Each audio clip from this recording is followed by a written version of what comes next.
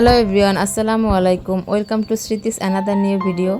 আজকে আসলে আমি কোনো রান্নার ভিডিও শেয়ার করব না। আজকে আমি খুবই স্পেশাল একটা ভিডিও শেয়ার করতে চলেছি।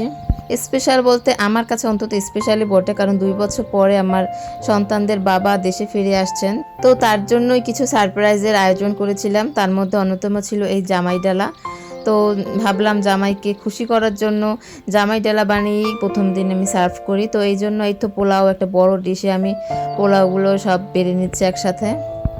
আমি আলহামদুলিল্লাহ পোলাওটা খুব ভালোই রান্না করতে পারি। যখনই রান্না করি পোলাওটা কিন্তু খুবই ঝরঝরা হয়। একদিন অবশ্যই আমার পোলাও রান্নার রেসিপিটা আপনাদের সাথে শেয়ার করব। তাই তো পোলাওটা খুব সুন্দরভাবে আমি একটা ডিশে ঢেলে নিয়েছি।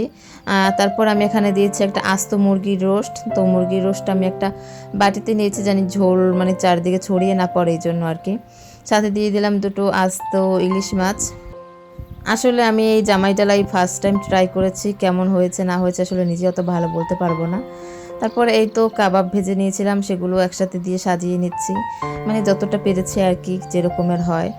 তো এখানে যে কয়টা কাবাব হয় আর কি ওগুলো দিয়ে দিচ্ছে। তারপরে দিয়ে দিলাম এখানে ডিম সেদ্ধ, আমি হাফ হাফ করে ডিম কেটে নিয়ে সুন্দর করে গার্নিশের জন্য দিয়ে দিচ্ছি চারদিকে। তারপরে ডিমগুলো দেওয়া হয়ে গেলে এবার আমি চারদিকে কিছু সালাদ দিয়ে দিচ্ছি, শসা, টমেটো আর লেবু দিয়ে আমি সুন্দর করে প্লেটিংটা করে নিচ্ছি। অত ভালো হয়নি হয়তো বা, তবুও মানে নিজের সর্বোচ্চ দিয়ে চেষ্টা করেছি হাজব্যান্ডকে একটু সারপ্রাইজ দেওয়ার জন্য। তো সাথে কিছু গাজর দিয়ে আমি কার্ভিংও করেছি। তো এই গাজর আর টমেটো দিয়ে এখন পুরো প্লেটিংটা সম্পূর্ণ করছি।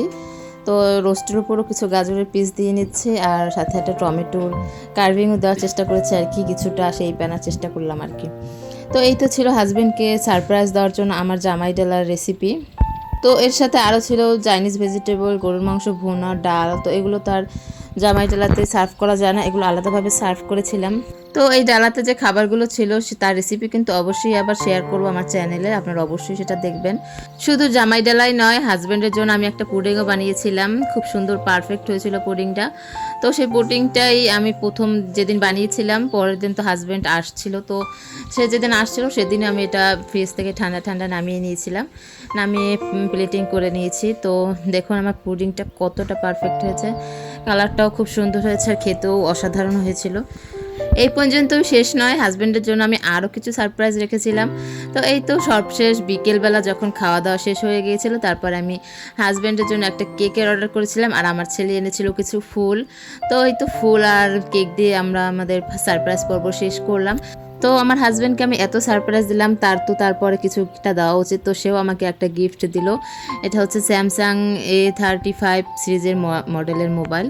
ফোনটা দেখতে কেমন হয়েছে সেটা অবশ্যই আপনারা জানাবেন, আমার তো খুব ভালো লেগেছে। আমি তো অনেক হ্যাপি ফোনটা পেয়ে। তো সবাই ভালো থাকবেন, সুস্থ থাকবেন, স্মৃতিজ ডায়েরির পাশেই থাকবেন। আজ এ পর্যন্তই, ধন্যবাদ।